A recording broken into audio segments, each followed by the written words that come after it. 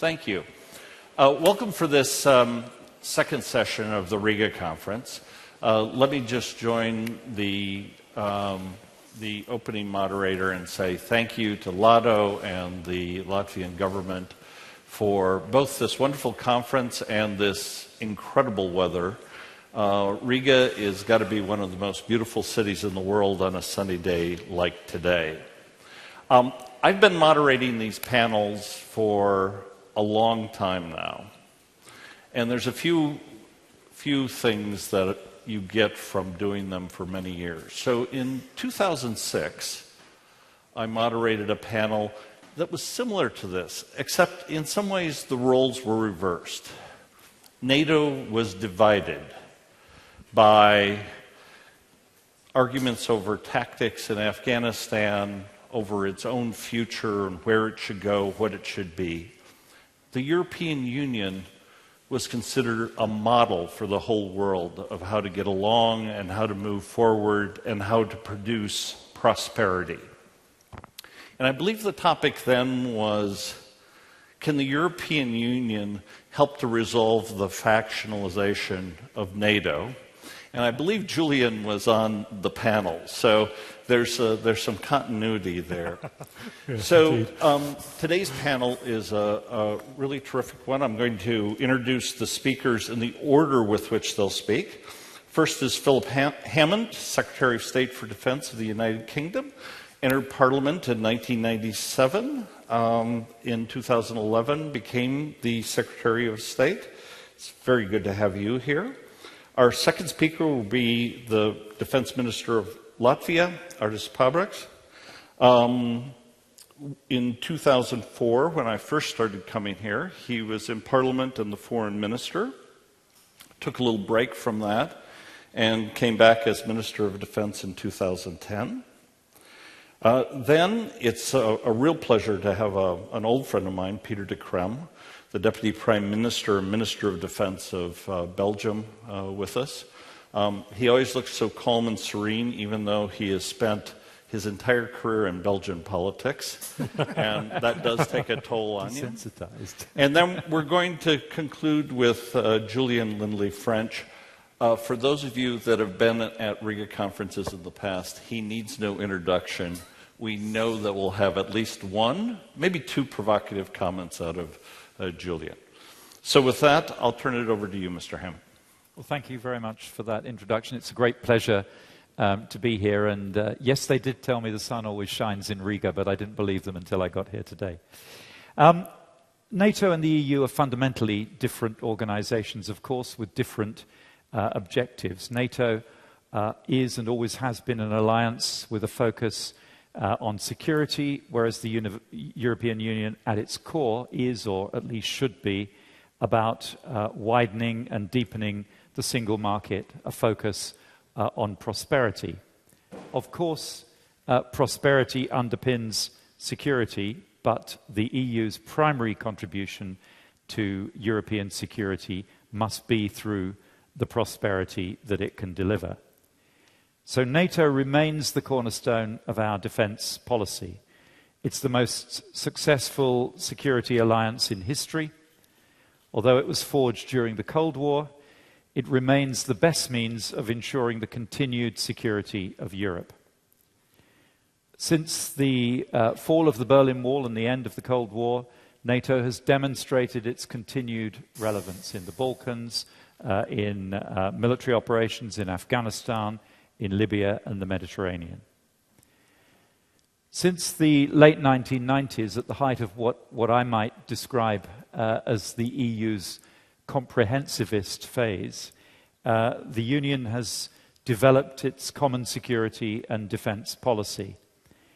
But the accession of Croatia to the EU means that 22 out of the 28 EU member states are now also members of NATO. And NATO has a proven track record, delivering high-end war-fighting capabilities in short time frames and sometimes in very challenging conditions. So it is tried and tested as effective in these circumstances. And for the UK, it will always be our first port of call during crises that require this kind of high-end response. And we also have to face the simple reality that NATO includes the USA, the EU does not. And the USA, of course, holds the dominant position in military capability and strategic influence. So it makes no sense for the EU to seek to duplicate, still less undermine, the existing and highly successful NATO role and structures. In an era of constrained resources, complementarity, not competition, must be the key to defining the respective roles of the two organizations. Where the EU clearly can add value is in areas where a purely military response is not appropriate. And over the last decade or so, the EU has carved itself a niche capability, blending capacity building, civic reinforcement, aid, development, and military stabilization. The broad range of levers that are available under CSDP have proved highly effective, for example, in counter-piracy operations off the coast of Somalia. Establishing a clear and mutually agreed definition of the functions of the two organizations and where the boundaries between them are, with a focus on their complementarity, to my mind, is the key to being able to have a greater level of engagement and dialogue between them. So from a UK viewpoint, the question whether NATO remains the best platform for collective security is an easy one to answer. The more difficult question is how we ensure that NATO members, individually and collectively, adapt to maintain our security in the 21st century as successfully as we did in the second half of the 20th century. My confidence in NATO does not mean I believe that it does not need to adapt to ensure its continued relevance and its continued success. All NATO members, or nearly all NATO members, face significant fiscal challenges.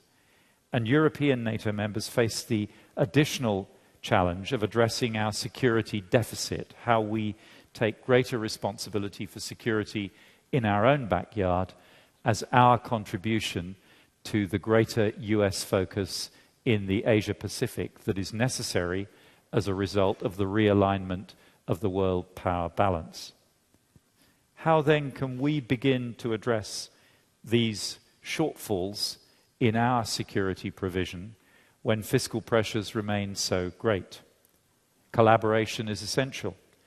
A structure which sees every NATO member trying to maintain a full spectrum of capabilities, all of them at suboptimal scale, cannot be an efficient use of the alliance's constrained collective resources.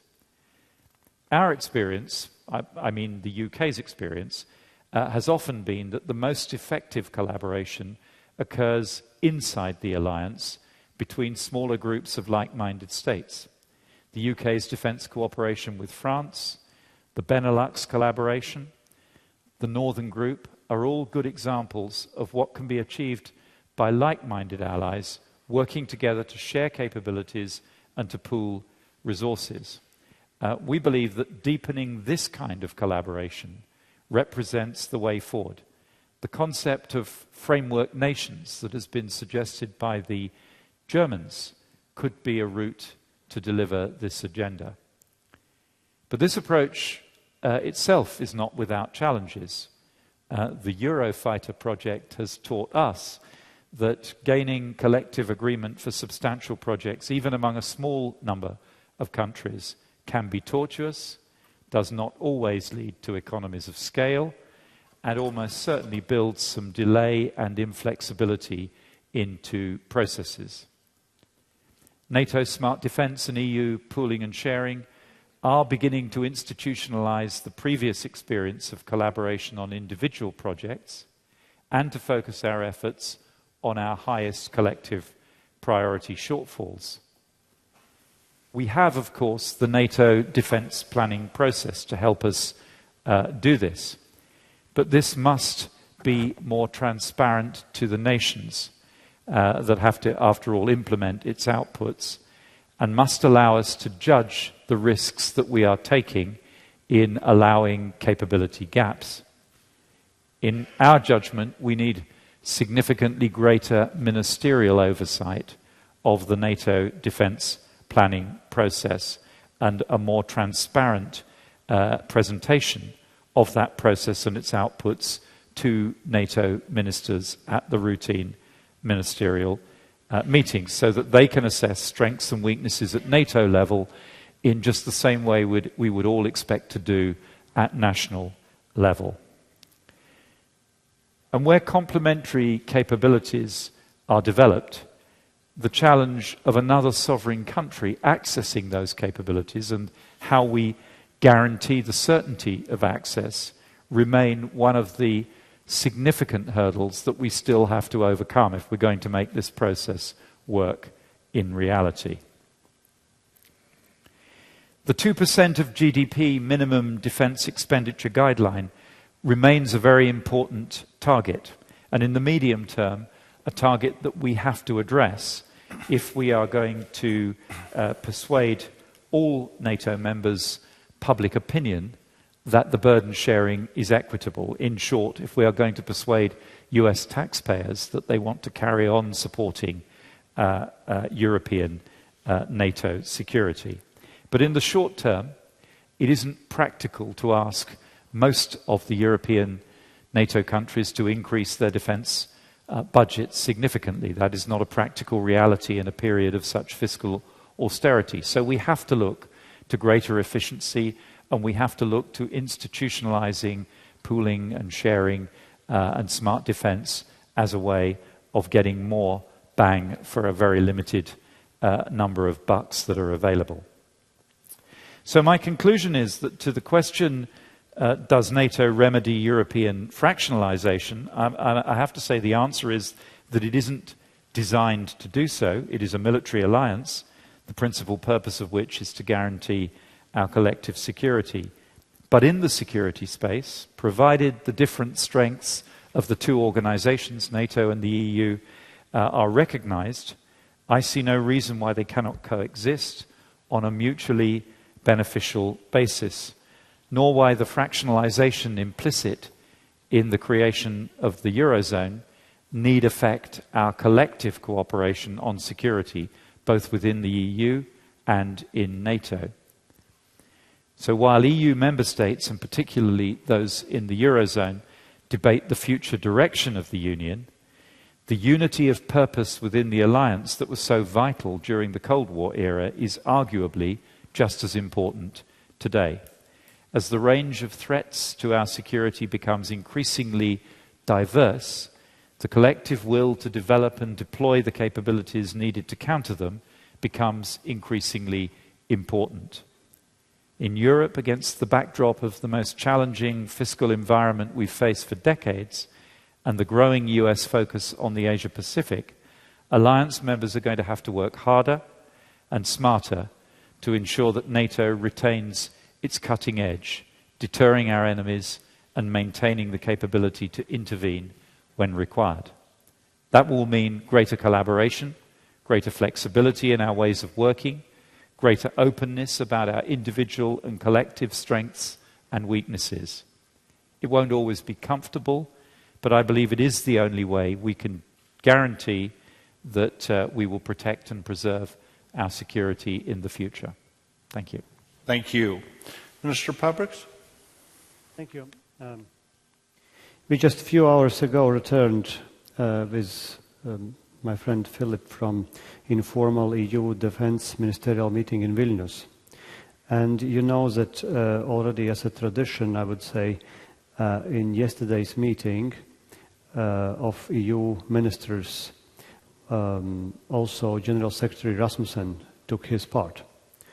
And to answer a little bit ironically to the question what you have been posing in this panel, I would say that the presence of General Secretary Rasmussen definitely put additional discipline and avoided the fractionalization among the ministers of our group. So I think it's a good part that he was there. But to go further with analysis of the situation, I will maybe not repeat issues where I agree with previous speaker, but I will start with maybe a small introduction how I do see the world developing in these days. And I think that few examples are worth to mention. First of all, if we are looking to the general development of Western powers, of EU powers, of NATO powers, as far as the military involvement, then in the last decade or so we saw a number of different type of interventions which we remember the most. For instance, Iraq, for instance, Afghanistan, from which we plan to withdraw after 2014. And I would say that the current period of time is actually giving us an example that it seems that those types of interventions or military activities are over, despite of the current discussion what is going on in Syria. And it is over in its form, because I think that in the next decade we probably will see a different type of military responses, and I would say responses, not interventions, compared to those which we saw at the turn of millennium and briefly afterwards. If in regard to Iraq or Afghanistan, we have been ready, or major powers of the world have been ready to engage, to put boots on the ground, to stay there until the regime is changed, the regime is stabilized, the situation is calm. So at this moment, it seems that we are turning into the direction where there will be quick, swift actions with being there and being away or out. And from that perspective, I don't think we should call it anymore an interventions in the traditional sense. I rather like this new United Nations approach, which we know at least starting from 2005, which is a question of a responsibility to protect. The question to protect what? The responsibility to protect, in one case, civilians against the use of chemical weapons, because we cannot allow dictators to do whatever comes into their mind simply because they own the country. And also the responsibility to protect the commonly agreed international values. For instance, the agreement from 1925 that we will not use chemical weapons. Somebody has to do this protection. So this is not a question of intervention on behalf of, let's say, a convention or lives of people, but it is a responsibility to protect these values and these lives. Now, why it is happening so? I think it is happening so mainly for the reasons that there is no enough of capability and also of the bad experience. Speaking about the capability and bad experience, we are coming now closer to the core of the general European or transatlantic discussion, what also Philip mentioned, which is the military budgets and military spending. And here for our discussion, maybe I would like to put forward maybe one hypothesis. I would say that defense policy is basically unexplored or not enough explored tool which can help strengthen European Union internal integration. This is an unused tool up to now, or tool less used tool, but this is a tool which we can use more, explore more, and actually use on behalf of internal European Union policy. And I will slowly come to that. I also would say in the same way, if the defense policy is really a tool which can avoid fragmentation and strengthen the EU, then obviously the cooperation between the European Union and NATO is the idea and the work which has to be proceeded with, because even if we mainly rely on NATO, it's very important that we try actually to synchronize what we are doing. We are not wasting time, we are not wasting money, we are not wasting energy, but we are trying to synchronize what international organizations are doing. If we are synchronizing the work of nations within the United Nations or work of nations within the EU, why shouldn't we do the same with nations which are into parallel international organizations? So this is why it's good that Rasmussen is taking part there symbolically. As far as the budgets, we all know that, and I mentioned this in previous conferences also, that many Europeans, for a number of reasons, think that security to Europe is provided by two subjects. One subject is Americans, another subject is God. So it depends, of course, who is believing in what. But this is how many Europeans unfortunately think.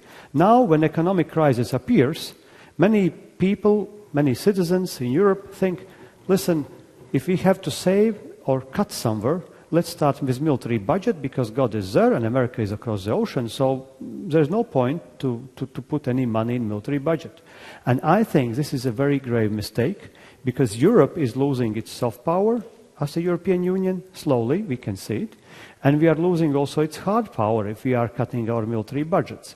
Now, if we want to recover from crisis, if we really want to see a recovery and avoid fragmentation of European countries, then we must understand that the defense spending and defense budgets are directly connected also with defense industries.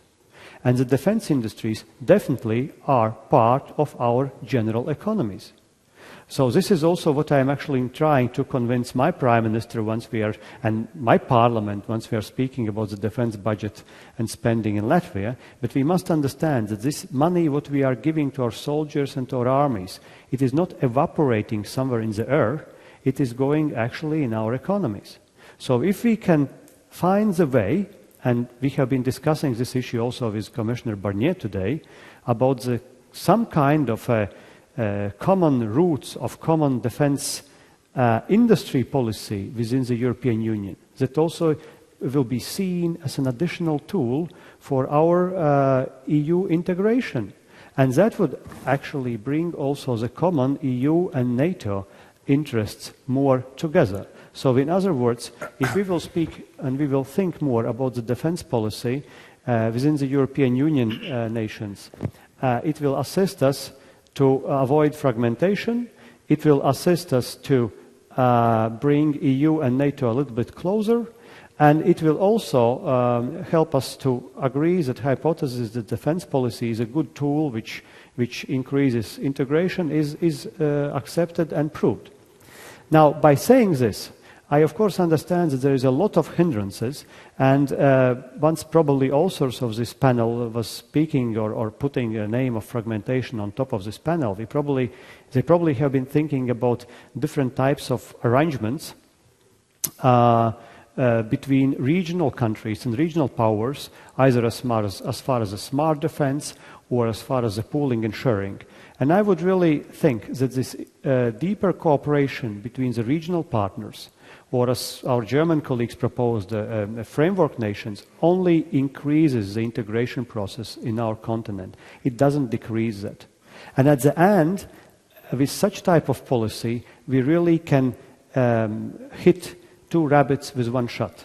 We can adopt better to European Union and European continent and NATO necessities to be a quickly deployable, swift reaction expeditionary forces needed for the future conflicts globally, because these conflicts will not be solved, unfortunately, without our participation, either political or military.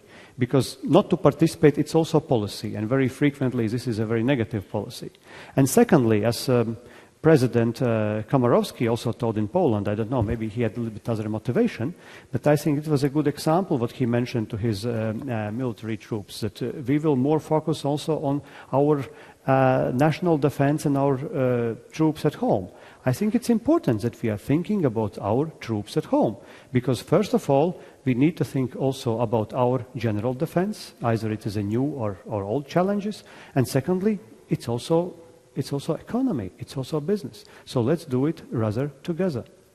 I think with this I will stop because my time is running out, and if we really want to have a discussion, then there will be time for questions. Great, thank you. Pieter De Crem. Thank you very much, President Craig and Philip and Artis. When you have to speak as a third one, of course, you feel like the third leg under a body because a lot of things already have been said. And I would like to make then some general introductory remarks after being a Minister of Defense for almost 6 years now in Belgium in different circumstances. Well, a general starting point, I think that through founding the North Atlantic Treaty Organization, NATO, that we created, or that our predecessors created, the most powerful politically military alliance that this world has ever seen, establishing a security umbrella for the protection of its member allies. And NATO's role is more important than ever. Today, we are still and even more than ever facing significant challenges, and the argument for the alliance becomes even more compelling with a look to the long-term hazards that North America and Europe might encounter and could only address together. That's my conviction. We can only address those challenges together. And the causes of conflict that go hand in hand with the familiar and unresolved territorial, ethnic and religious issues like the demographic changes, resource shortages, overpopulations, and climate change, without forgetting the incredible technological developments and challenges, can only be met by nations such as the United States, supported by other member countries of NATO. And we just came back from Vilnius, where we were more concentrated about one file, and then once again we see that we have to support each other in a very changing and a very hazardous international context. I think that where NATO developed of a military alliance focused on collective defense, the European Union started as an economic organization. That's of course when you are the third leg under a body, but Philip underscored that already. And it started as an economic organization, and how could I say, evaluated towards a political one, and through the establishment of a common security and defense policy, it demonstrated at least the ambition of being a player or wanting to play a greater role as a security provider. And this different origin gives us, on the security level, two organizations, and that's reality. We have, in fact, two organizations with different approaches in these domains. The transatlantic link between both is of utmost importance for the whole of the alliance, but especially for the European partners. And only together with the United States, as Philip underscored, we will be able, and we are able, to generate the necessary forces to mount an Article 5. It's only supporting together that we are really able, if necessary, to make it work. And sometimes we do forget it. However, it's my opinion that this transatlantic relationship should be based on mutual respect. So it also implies a strong European effort within NATO. And I think we will have to go, Philip and Artis also underscored, how could I say, differentiation in orientation in the United States with a Pacific pivot, and we are really confronted towards a stronger engagement of the European partners of NATO. And it is, and it keeps on being very important to notice and to remember that the United States themselves are asking, and I would almost say begging, for this increased European effort in defense matters. And Europe should therefore make a greater effort in developing its own capabilities, its own capacity to react together or alone to emerging crises in or out its area. However, the Union still shows the necessary difficulties to speak with one voice. And I think that was something that we recall from our meeting from yesterday evening, gathered as ministers of defense around the table in Vilnius. National mindsets and intergovernmentalism still dominate policymaking in CSDP. Europe has indeed serious shortcomings in terms of military capabilities. The world is rapidly changing, and if Europe wants to play a leading role in international relations, it is more than time for all member states to live up to their ideals and translate ambition into tangible results. Colleagues, we owe the long period of stability that we currently living in Europe and North America to our efforts in the field of peace building, and this both in our own region and elsewhere in the world. So it is clear that in these challenging and unpredictable times, we must not only remain faithful to the institutions that have made this possible, but we should also further adapt, innovate, expand and strengthen them. And that was what Philip was saying. We do have to have the ability to adapt. Most of you are probably familiar with a Latin adage, si vis pacem para bellum, if you want peace, prepare for war. I mean, in the 21st century language, it will be something without, how could I say, being prepared in a material and operational way, we are not able to defend our interests. And even more than 2,000 years later, this wording is very important, and it hasn't lost nothing of its meaning. It's still true today that a society which augments the credibility of its foreign policy by a capable and strong defense is less vulnerable to external threats. And that's really, how could I say, a kind of recommendation that I also would like to make to the European Union and to the European partners of the European partners of NATO. I would like, well, because we will have a questions of and answer session, and as a lot of things have been said, we have some cornerstones within NATO.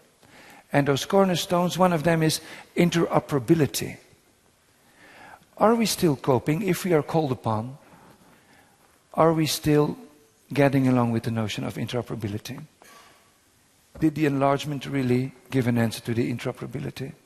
Imagine that we are called upon to participate in an Article 5 operation. Are we not, if we are ready to do so, do we have the performance material to do so?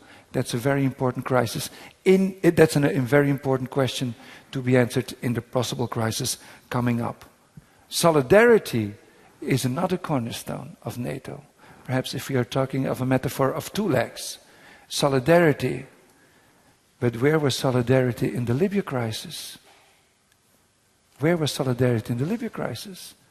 If I calculate in a proper way, only 9 and perhaps 10 of NATO member states were ready to participate in an active way in the Libya operation, in the Operation Unified Protector. We have to ask ourselves the question, can we stand that in another time framework when other challenges come ahead? My answer is clearly no. We should really work on stronger structures within NATO to avoid such an evolution. But as you know, it's my conviction that NATO is such a such an organization full of success, and it's so challenging that we always have partners knocking on the door. And this means it's a successful organization, but I think first of all we have to be ready to discuss with each other, with those who are already a member, of what we really want NATO to be, and in that perspective, interoperability and solidarity plays a giant role.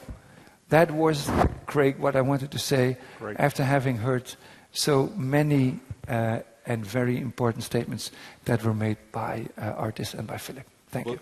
You'll get a chance to talk more in just a few minutes when we go to the floor. Julian, usually you say bunk, partially bunk, somewhat bunk. Some bunk, some good ideas. I have to say, whenever I sit with ministers on a platform as an EU or NATO citizen, this is a great chance. But it also means I have to completely rewrite my remarks as I set off. And I would say at the outset, please, the defence of Europe might indeed lead to deeper integration in the EU. But do not confuse a defence of Europe with the transformation of the EU into something akin to a state. Defence is built on sound leadership, political solidarity, sufficient capacity of hard capabilities. And it's not about 20, 30, 40 years downstream. It's about now. If I'm a citizen of Latvia, I want to be assured that right now you as ministers have gripped that fundamental reality that austerity or not, defence is the first prerequisite of all our states. It must not come second to anything. The moment it becomes second to anything, that's when I'm in Washington and I hear my American colleagues saying, we're out of here. Because the partnership is built on hard power and hard facts. And when I look at NATO today, do you have those tubes of what we call crisps, what you Americans call chips, called Pringles over here? Can you buy them here? You do? Great. You know, my wife says I eat far too many of them, particularly when I'm listening to cricket. When you open them, you think you have a bottomless pit of Pringles. And because of that, you start eating far too many far too quickly. Then after a time, all of a sudden, they're gone. And I sometimes think that European defence is like a tube of Pringles. We keep taking out, but we don't replenish. And given we've had 10 years of intense operations way beyond the borders of anything that we predicted back in the 1990s, that we can't keep kicking this particular tube of Pringles down the road and hoping that somehow NATO or the EU, CSDP, is going to be miraculously saved by political rhetoric. It's not. It's going to be, credibility is going to be re-established by hard investments, and hard investments now and in the next 10 to 15 years. Now, Craig rightly said that I was a young man when we started having these discussions. So was I. So were you, I remember. We were both somewhat, shall we say, less ample in the girth in those days. And I've heard this same debate go round and round again. And this title we were given, which I spent a lot of time thinking about, the looming fractionalization of Europe. I don't know what's looming about it. It's kind of there. The looming fractionalization of Europe ultimately comes down to a simple political truth. We are, one, not prepared to confront the big picture of a very big picture world, and two, we choose little pictures within the big picture to focus on and pretend that's a solution. The simple reality is, ladies and gentlemen, that defence of Europe in the 21st century will require more investment. It will require a cross-government organisation of security and defence, which is radical by traditional standards. And I would go as far as to say that for smaller European member states, nations, NATO or EU, it will require these nations, like Belgium, to lead the way towards defence integration. It will indeed take a radical reorganisation of the defence base, including the defence technological and industrial base as well. At the same time, we have to recognise the realities of national sovereignty. I cannot, in my many travels as I go around Europe, and indeed the wider world, for all the talk about building EU, about the Commission's new plan to introduce, shall we say, standards for defence industrial cooperation, we are still talking about the most important function of the state. And therefore, in organising defence, my plea is that first and foremost we look at the effective and efficient organisation of the state, the European state, as a developer and indeed partner in creating credible security and defence means. I was in Moscow in April. Fascinating. I sat in front of all these big-hatted Russian generals. They're big hats, that's what they have. And I had Lavrov was to one side. And I got the usual stuff about, NATO enlargement, threat to Russia. I said, guys, get over it. That's 20th century stuff. You need us more than we need you. We offer you the only stable border you have, And all the issues that really affect your security, pandemics, human trafficking, organised crime, energy security, these are things for which you are natural partners. And of course the general sat there looking at me very sternly. How dare this Yorkshireman turn up and give them a lecture about Russian security? Well, of course, they were making a pitch for more defence money. But I would say the same to us. One, Europe cannot mask itself from the wider world, the big picture. And that's a world that's changing fast. It's a hyper-competitive world in which we need to compete in all forms. Two, the United States, Washington does not do sentimentality. The United States is becoming increasingly overstretched. They have sequestration, they face very big financial questions themselves, they are increasingly the balancer of power in Asia-Pacific. We Europeans have got to ask ourselves this question. How do we make the Americans strong elsewhere to make sure they keep us strong here? Well, that means either we take on much of America's current burden in and around Europe, and it's a pretty rough neighborhood, ladies and gentlemen, by the way, or some of us have the ability to go with the Americans to demonstrate political solidarity. But what I'm seeing is completely the opposite. What I'm seeing is a Europe that complains ever more about American leadership, but is ever more dependent on it. We simply don't invest in the security and defense means to have sufficient influence in Washington to either shape American policy or be autonomous from them. And until we make those investments, that fundamental political requirement will not be met. So, please, my plea is, let's stop putting the institutional cart before the strategic horse. Let's make an assessment of the environment in which Europeans live and are going to be living, and let's then decide what is the best way to organise our security and defence, and thereafter the most affordable, effective and efficient way of organising that effort to effect. And if one day, and I wish you well because my country won't be part of it, if one day in many years to come you create a European state, good luck. I'm not against it in principle, I just don't want to be part of it. My sense is that we will need each other, and it will still be the good old-fashioned nation state that is pretty much pulling the strings in Europe and elsewhere for many years to come. Thank you so much. Now we want to go to the audience. First questions. Way in the back there. Can we get, and then there's one over here as well. So we'll take two, maybe we'll take three real quick. Way in the back, did someone get that person? Okay. Identify yourself. Sven Biskop from the Belgian Royal Institute for International Relations. I found the title of the panel quite odd. I mean, surely if Europeans are fragmented, if they are divided about an issue when they talk about it in the EU, they will be as divided about the same issue when they discuss it again in NATO.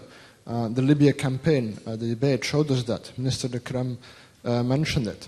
So I don't think the issue is, what is it for CSDP to do, what is for NATO, what are the boundaries between the two organizations. I think the question is, can Europeans forge a consensus about what the responsibilities of Europe are as a security provider? If we can have that consensus, then we can use NATO or CSDP or the United Nations or an ad hoc coalition. The circumstances of each crisis will determine which tool or combination of tools is best suited. If we don't have that consensus, then nobody will be using these. Not even NATO, because the Americans will be looking at Asia and the Pacific. So the key is really in Europe. So my question for the three defense ministers is, Europeans will meet to discuss this, European Council in December. Can you ask your colleagues, prime ministers, can you advise them on elements of this strategic consensus? What is our responsibility? And can you advise them to state clearly that whatever consensus they arrive upon will bind their government's actions in both NATO and CSDP? Because there are two organizations, but there is only one Europe after all. Thank you. Great, thank you. Next question right over here. Klaus Wittmann, Senior Fellow at the Aspen Institute, Germany, and former General of the Bundeswehr.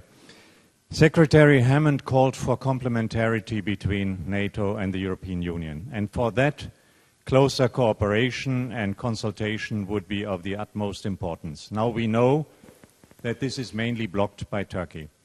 And I would like to express an idea here which at a recent conference at the same place I have already mentioned once. What many don't know and others have forgotten is the fact that in the Western European Union, Turkey was an associate member. And when the functions of the WEU were taken into the European Union, Turkey lost all that. And I remember hours and hours in NATO headquarters where the Turks clamored to get back what they called their WEU acquis. Now I could imagine, and my question is, what do you gentlemen think about it? I could imagine a very intelligent offer by the European Union to Turkey, where we would say this does not prejudice the accession talks, but we offer you full cooperation in the CSDP, including in the European Defence Agency. And of course, one or two other member states would then also have to go along because it's not only Turkey, but I would really be interested in whether any of you would think that is a constructive idea. Okay, thank you. Who's going to take the first one, the big picture? Peter? Well, in fact, we are preparing ourselves for the summit in European summit in December on how further develop a European vision on European defence. I think that's really the item on which we are concentrating. Duplication we should not do. I am in fact much in favor that if we could agree on the European level on a holistic approach which could cope with the question of capabilities. What do we really need when we want to have a European mission? It's a capability problem, I think, capability questions, what we saw in Libya, but also what we saw in Mali. Mali is in fact a European operation. French friends supported by lots, at least in a verbal way, did a great job. But when they called upon also European partners in European operations, they stand alone. They were a little bit like screaming in the desert. But there also we saw to bring military people in for formation, for mentoring and training the Mali army. We also had difficulties to bring people in the field. So we have a lack of capabilities. We have a lack of air-to-air refueling, of information exchange. Could we not really concentrate on those things in that kind of holistic approach? Secondly, we must know that our heads of government must be very well prepared and have a clear-cut proposal on what steps we can do in the development of CSDP. 3 years ago, we had the Ghent summit. We agreed on the process of pooling and sharing, which is working more or less well, which was a giant leap. It was a little bit duplicated in NATO through the notion of smart defense, but in almost 3 years, we were not able to make another pass forward. If we have to wait another 3 years, and if we will stuck ourselves in the development of great principles, we will lose the momentum of December. So I would really like to stress that we have a very operational approach, which is on capabilities. That's something that could really be a tangible result. And then, of course, we have that famous, how could I say, workable thing, which is called the European Battle Group. A European Battle Group is existing, but it's existing on paper. Philip and Artis and I had the opportunity to talk about that. What do we do with those battle groups? Do we consider them as something, when called upon, that in an entire battle group, or a fragment of that battle group, or a part of that battle group can be is deployable when there is a European mission? So I think if we could, on those two things, really make some progresses, that the summit will be a success, and it will not be the duplication or the eternal discussions. Do we have to be the mirror side of the NATO organization? Which, to be honest, in this meeting, when the chestnuts have to be pulled out of the fire, we always call to NATO. Yeah, well, I just want to pick up on that first question. There's a sort of seductive proposal there. Forget the institutions, forget NATO, EU. look at the responsibilities of Europe, because there is only one Europe after all, and then look at the best way to deliver those responsibilities. I think the reality is that there is only one set of armed forces. There's only one set of military. But what I'm suggesting is that actually what NATO does and what the EU can do or should do is different and potentially highly complementary. Of course it will draw on the same military forces to do that, but at the heart of the EU comprehensive approach is that it will draw on much more than military forces. So the EU will never be able to deliver the kind of military effect that NATO can deliver. Yeah. But in areas of conflict that require a comprehensive solution, and we're seeing increasingly examples of those in our expeditionary activity, the EU potentially will be able to do much more than NATO can do. And I think it is the case, and we'd all like to focus on capabilities, not institutions, but where institutions exist, and in the case of NATO, have a very honourable track record of facilitating actual delivery of capability. We can't ignore them.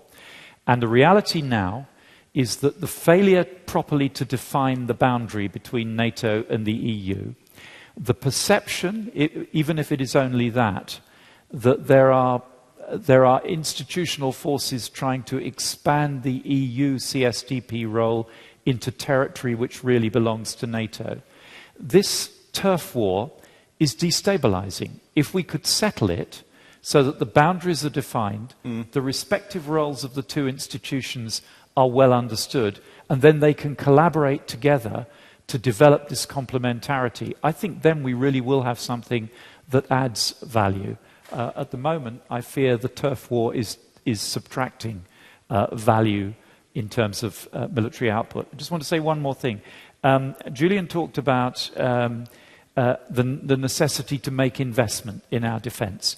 And if we don't make investment, essentially we won't have a seat at the transatlantic table. I absolutely agree with that in the medium term, but I have consistently said in the 2 years that I've been doing this job that simply going around Europe, beating people over the head and saying you need to spend more when they're actually dealing with chronic fiscal crises at home is not a realistic option. And there is something else we can do in the short term, and that is dramatically improve the deployability of the resources that we are already spending on. We have some large partners in European NATO who spend quite large sums of money on defence, not in percentage of GDP terms, but in absolute terms, but don't necessarily have the deployability. If every euro that was invested in European NATO defence was delivered as deployable capability as the most deployable, then we would have twice the military capability that we have. So there are two strands. In the medium term, it has to be more investment. In the short term, it can be making the investment we're already making do more by greater deployability and by more efficiency through pooling and sharing and smart defence. Minister? Yeah, thank you. First, Turkey? The answer, yes, about Turkey. Well, a little bit ironically and briefly, we will suggest this to the next presidency of EU, to Greeks, to come up with this issue. But if honestly, then I think this is a relevant issue. We cannot drop it. We should remember what this, because if Russians need more NATO than NATO needs Russia, then I can say the same about European Union. European Union needs Turkey more than Turkey needs Europe, at least up until now. Regarding the December summit, yes, we can advise our prime ministers and presidents before the summit, if they would listen. But we will try to do this, and I think we have a number of things that we really expect from the December summit. First of all, I would not like to see the December summit as the only one which is devoted to defense issues. So we hope that at least once per year we will return to this, or heads of the state will return to this. Secondly, we really would like to see some kind of additional exploration what CSDP means with defense. Because we quite a lot understand what it means with foreign affairs or external affairs, but what does it mean with defense? Thirdly, I think, of course, we expect the question of budget. There's a question of budget, despite of hardships, to be raised, because if we speak about capabilities, in many ways, capability is really two things. One, it is the size of the budget, and second thing, if I paraphrase what Philip told, as far as deployability, I think we should apply also here the Big Max index, how much deployability costs in US and how much in Europe, and that index will not be in European favor. And finally, here was mentioned the battle group by Peter. We had quite good conclusions actually in discussion about our current battle group led by Great Britain, and where also Latvian National Guards are participating, and I must say participating very successfully, according to your terminology, not mine. The suggestion is really that we should invest into seeing that this battle group really can do something in future. And one of the steps forward probably is what we also suggested is this political exercises in the European Union about the political decision making regarding the battle groups. So I hope that there will be some progress reached in December regarding these issues which I mentioned. Okay. Julian, you're going to end it up and then we'll go back to the audience. Thank you, Greg. I'll be quick. I take Philip's point entirely. My only concern about that is when I go around quite a few European countries and speak to those responsible for security and defence, I find increasingly a tendency towards using the financial crisis as an alibi to avoid hard power. That it's a way of saying, in fact, we will never invest in hard power, the future is soft power. So I would counsel against that Europe cannot abandon hard power. We have to be in that game. And there is a movement in certain circles that would have us do that. NATO CSDP, there shouldn't be a conflict. What CSDP offers us all is political options. I can foresee many potential interventions, short, medium, long. Once you intervene, you lose control of the length of an intervention. That's the history of interventions. Is the ability to put a different flag atop an operation. There are certain places in Europe's neighbourhood, for example, where I would not wish to put an American coalition-led flag on or a NATO flag, because it would communicate the wrong political identity in terms of the solution we seek. Now, I see no reason why we can't build that relationship between the EU and NATO much more carefully on this. And NATO, of course, to my mind, should be now focused on the modernisation of Article 5 under the rubric of the new security challenges. Cyber, missile, deployable forces. Even collective defence requires deployable forces these days. And let's not avoid the big elephant in the room here, which is Afghanistan. Afghanistan is polluting trust between allies. Caveats, red lines, different rules of engagement for different forces. Ultimately, until all Europeans are prepared to share the same robust rules of engagement on operations, whatever the political superstructure, it will be very hard to build an autonomous CSDP structure. We must, all of us, be prepared to share risk at the point of contact with danger equally, and Afghanistan did not communicate that. One final point on Kurt's point about Turkey. I haven't got an answer for you, frankly.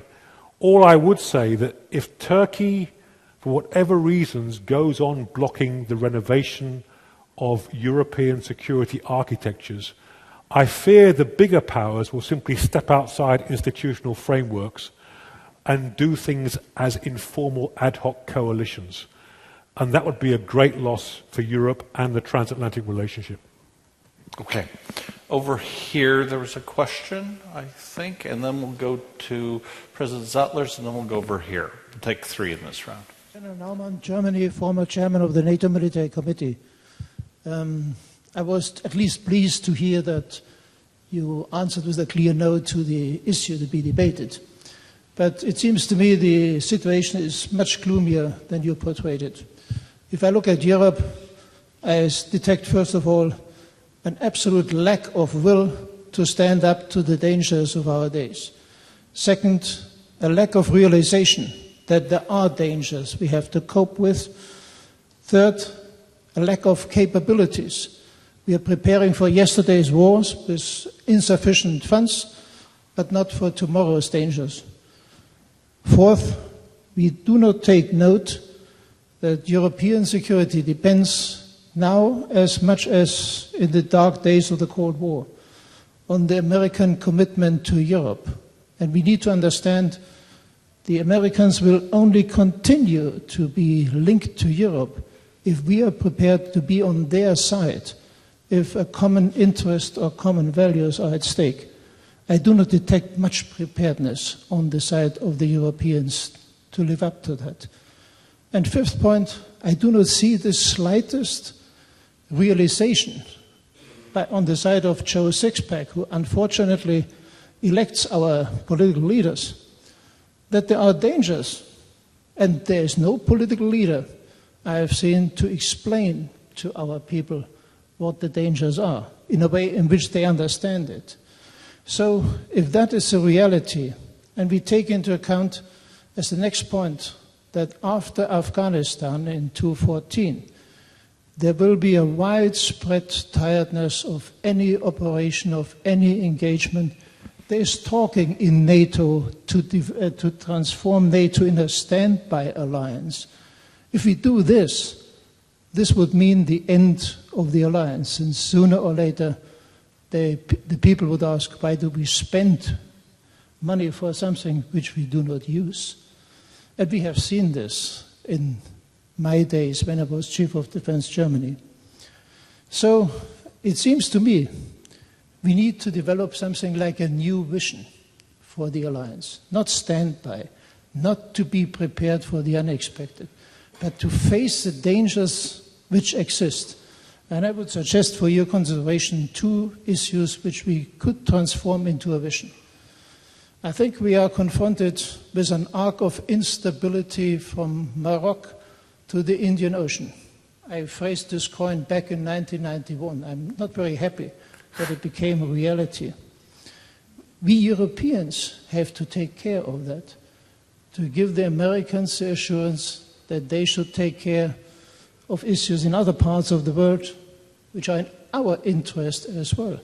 And I add to that, as of 2020, the Americans will no longer be prepared to protect the vital sea lines of communication in the Persian Gulf.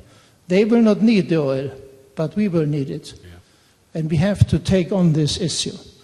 And my last point, which could be part of this vision, by 2030, if I'm not entirely misled, the Arctic Ocean will be an open sea.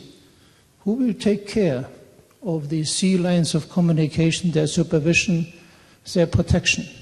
So I think we have reasons enough to develop a new vision, but it's time now to develop it, and I would be interested to hear your views, what you wish to do in that respect. Thank you. So the long-term vision, if you could pass the mic right over here.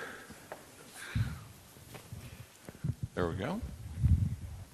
Valdis Zatos, member of the Parliament of Latvia.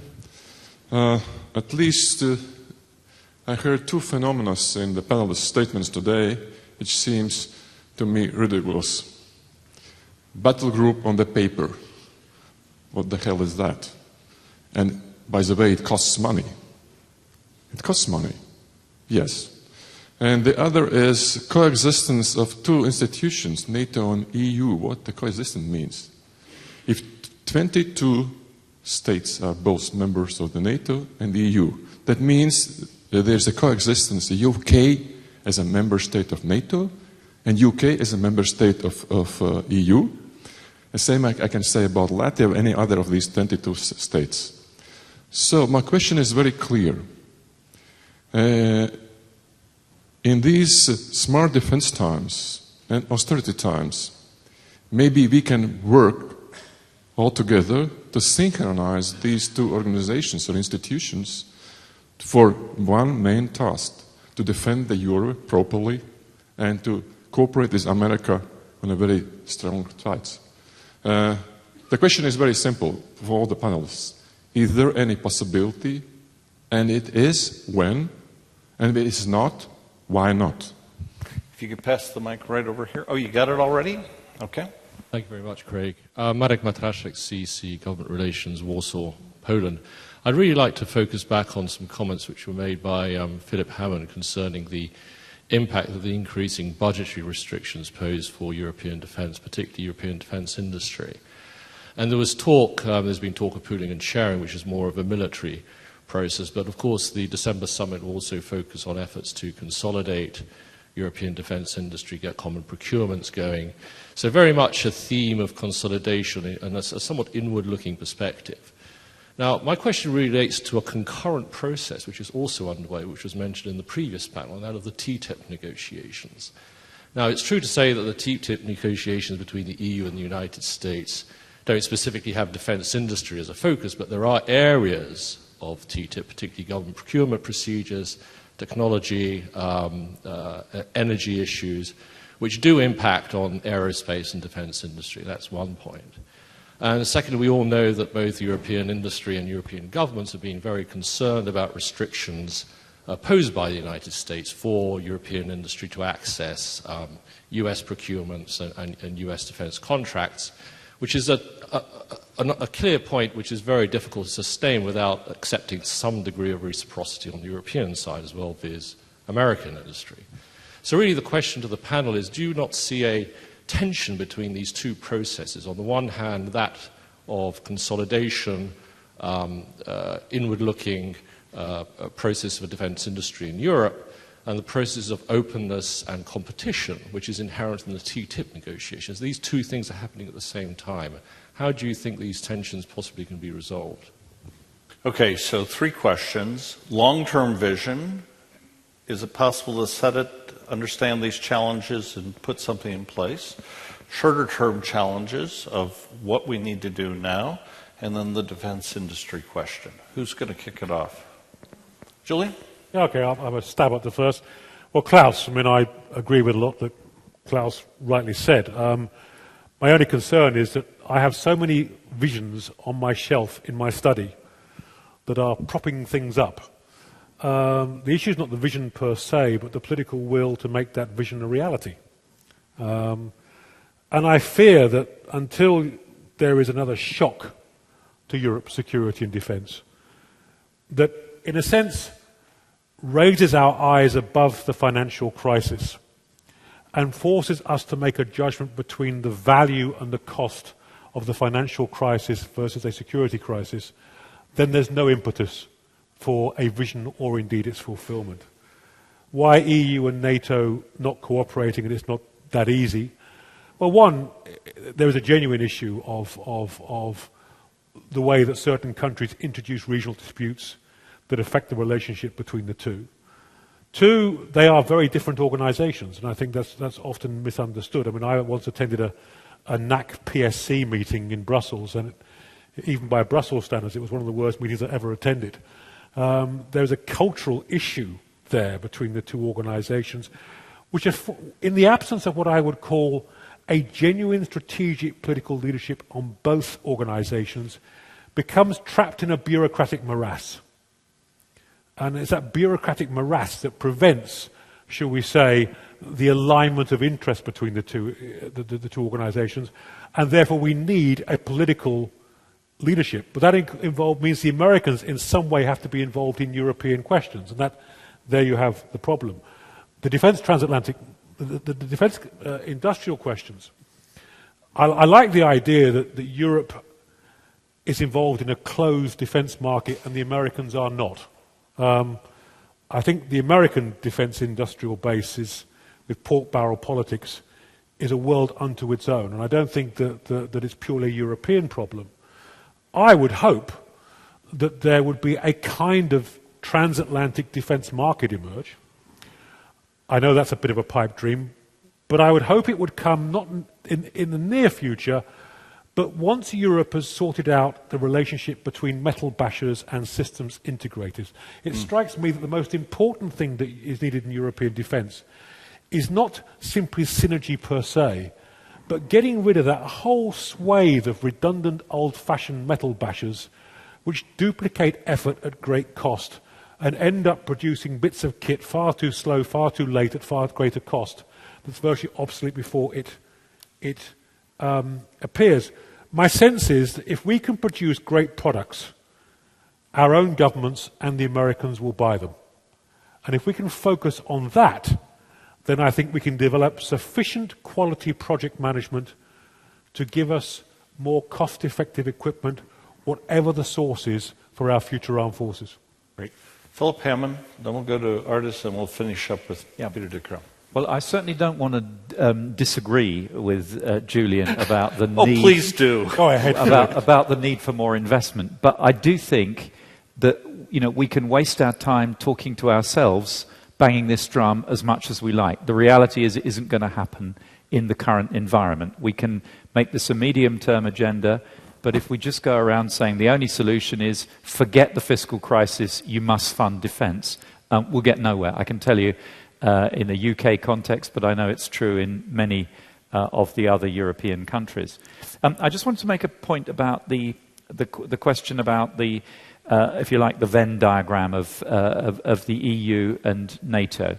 22, gentlemen here has asked the question, if 22 out of 28 are members of both, why isn't it all very simple?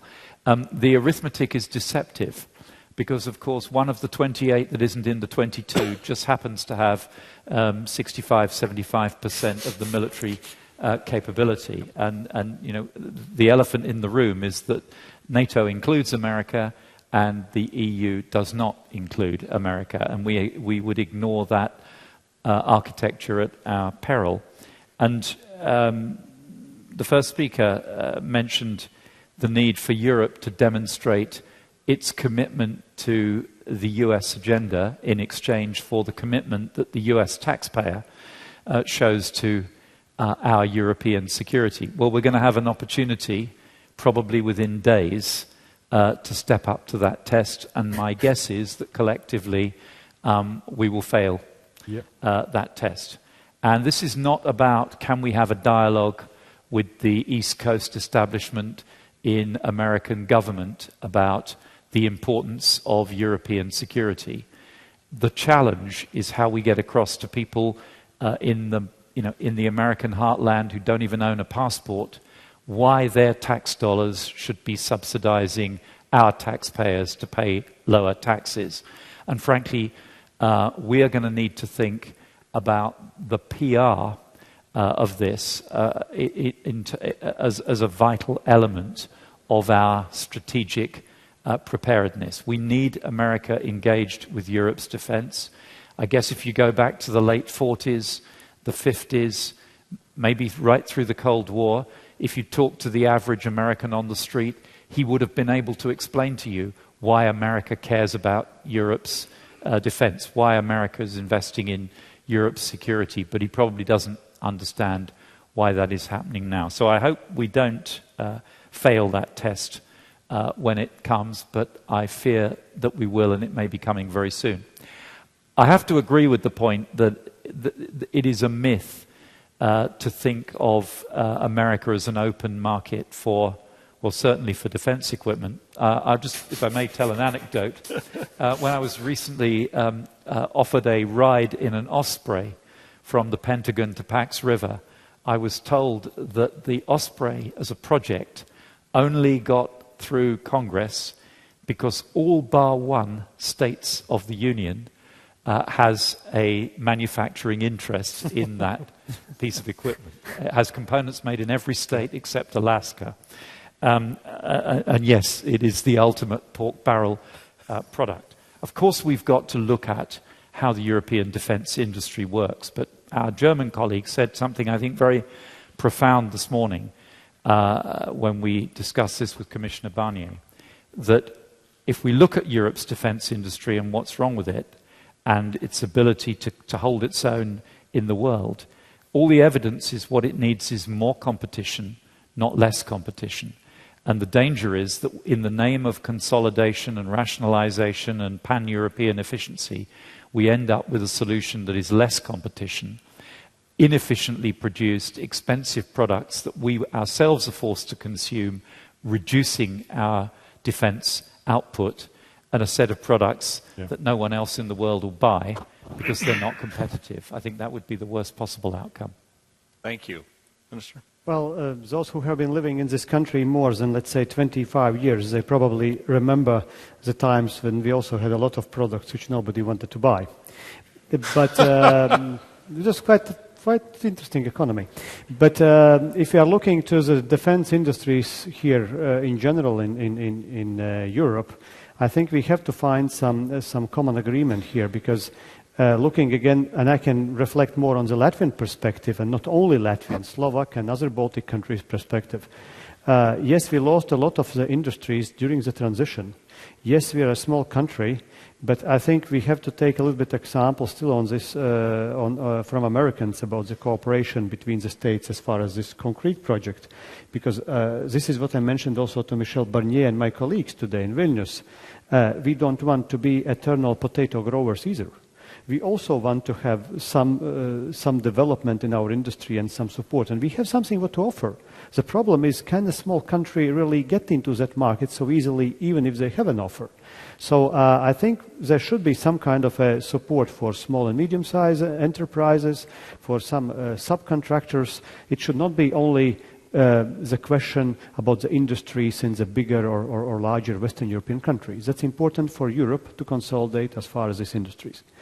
As far as the second question about the challenges, well, we do have issues where we can work together with quite small amounts of money and where we can create a result and consolidating result. Either it is a cybersecurity or it is a strategical communication within the EU or even within the EU and NATO. But if we speak about the leadership, then I know at least one leader in Europe who definitely could be a leader according to any kind of characteristics, but is simply not willing to take any type of leadership as soon as we mention the word steadfast jazz. And to finish this, since I'm from a small country, it must be a little bit more ironic, just ask yourself 3 times how many German boots do we have on the ground during the steadfast jazz maneuvers which are planned very soon here.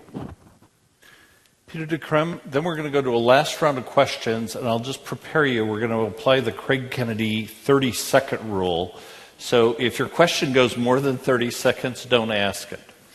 Peter. Well, I will try to give an answer to some questions in 30 seconds on chronology. What do we have to do in the short term, in the medium term, in the long term, taking in account the different positions of the Union and European Union and NATO. In the very short term, I think we should make EUBG work for the first time. A workable drawing for EUBG, and with what shortfalls do we have to cope, and are we willing to cope with them? Secondly, in the short, medium term, what proposal do we make on the burden sharing within NATO? It's unacceptable, and we received the message that one country, United States, is paying more than 50%. How do we cope with that, and what proposal do we make? What is a proposal to cope with that problem? So how do we cope with burden sharing, and how do we cope with the problem of common funding, or do we continue, as some states do, with the principle of costs lay where they fall? And then in the short, long term, what with Article 5, the Solidarity Article, taking into account the new threats that we have, threats that may be cyber, maybe terrorism, driven by individuals or by states. How do we make this article work? Great, thank you. Okay, final questions. Over here.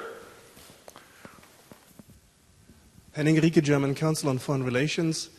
On defense cooperation, which is in many cases asymmetric, framework nation, battle groups. A question to Ministers Pabriks and De Crem. How can larger countries such as Germany, but also France and Great Britain, create the confidence that they will stand by if the smaller countries will ask them? How will they create the confidence that they will lead and identify cases where military might be of use under current circumstances? Great. It was 40 seconds, but pretty close. Any other questions here? Back there? Okay, so let's finish up with this one. And we've got 5 minutes left, so you each get 90 seconds. We'll start here. Very simple. by example. Steadfast Jazz has 0 German boots on the ground. I don't know why. Come here. We are welcoming German boots on the Latvian soil already since 1940. So, it's very nice. Ouch! Philip Hammond?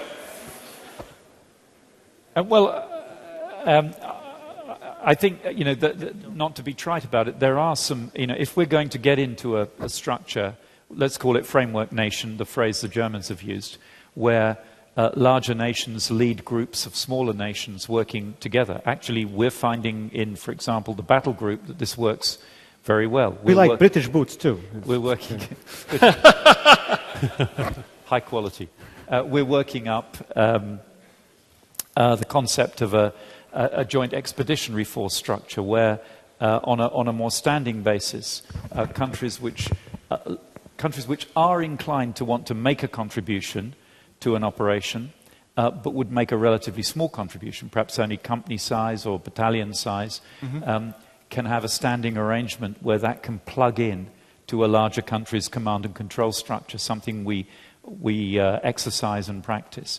I think it is by doing these things that we can make the contribution of the smaller countries multiplied, more effective, and able to count for much more. But we do all recognize that as we do more things together, and by implication, people abandon some of their aspiration to a full spectrum of capabilities, there needs to be a level of trust. Because if you don't have a trust and you don't have a political alignment of approach to problems, then you run the risk of finding that you are misaligned and you don't have a capability to do something on your own. That's why we believe very strongly that the future will be like-minded groups of countries coming together to do things because they are aligned. Within NATO. So it's within NATO and indeed within the EU. It's a bottom-up architecture that says, first question, looking back historically, looking at today, who do I usually agree with? Who do I usually align with when there's a difficult, challenging question? And then are those people we can work together with to generate capability which we could deploy together? Can I just ask you, if you use that approach, what happens if there's, say, 3 or 4 countries that are never part of anything? Do you ask them to exit NATO because they never get picked for the team? No, you don't. And that's the interesting challenge as the framework nation challenge. So Germany would be a framework nation, one of the big nations.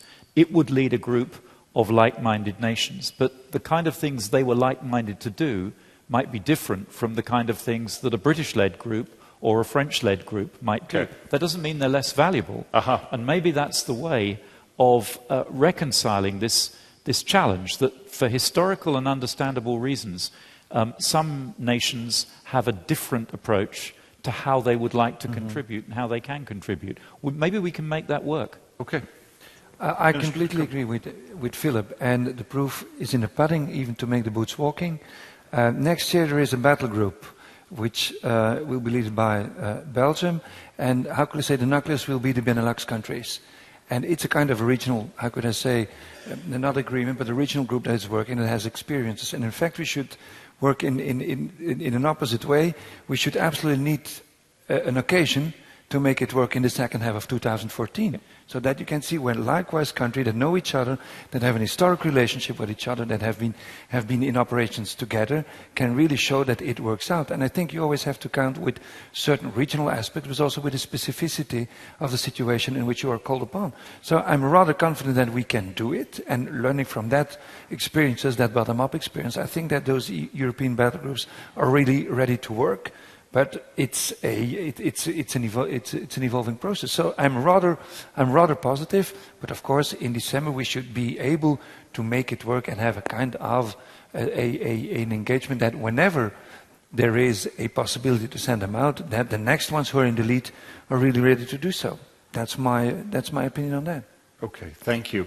The final word is for you, Julian, and you have 55 seconds before we have to go to dinner.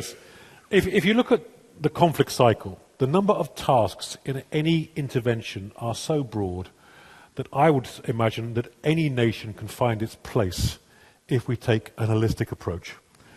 On the issue that Philip talks about affordability, I fully agree, Philip. I understand that the money's not there in the short term, therefore affordability becomes the central question. But then I hear the ambition, and then I see some crazy things. Give you an example. High readiness forces at NATO level, core level, all carry out different exercises. They don't share the information properly with each other. They're not part of any development program towards NATO 2020 per se. They tend to test the same things, and the things that they know work and not the things that need testing. Surely one area of collaboration between NATO and battle groups would be a program of development of exercising, education and training where we learn to operate together, we test things together, we share the scientific knowledge we generate, and we inform each other of better results. No cost, great return. And it doesn't happen. Why? Thank you.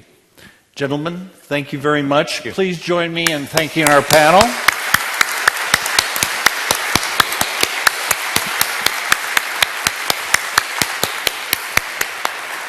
And now we're off to dinner, right? Okay. And everybody knows where to go? Here, hold on a second. We're going to get instructions.